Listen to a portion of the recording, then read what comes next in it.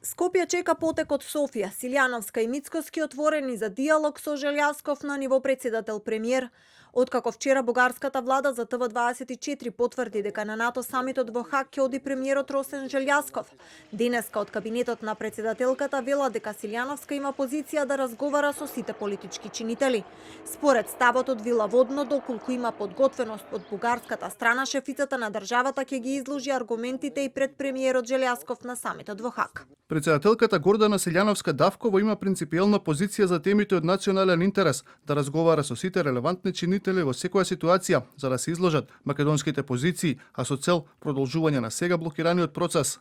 И премиерот Мицкоски на иста линија порача дека е прифатливо да се одржи средба меѓу Силјановска и Желјасков. Иницијативата ја чека од бугарската страна. Мицкоски повтори дека предлогот е на Антонио Кошта, председателот на Европскиот совет, а теренот е избран да биде на настан каде Македонија и Бугарија се рамноправни земји членки.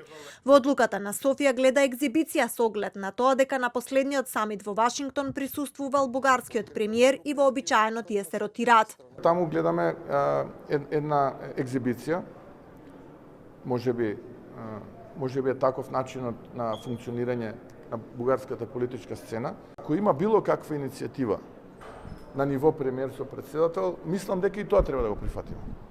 Без разлика што не сум јас таму, и тоа треба да го прифатиме. И ние мораме да бидеме проактивни и да покажеме дека не е тоа што се зборува, дека не е неколку стотини наши сограѓани што за себе на последниот попис вела дека бугарскиот им е мајчин јазик. Проблемот, туку има многу поголем проблем.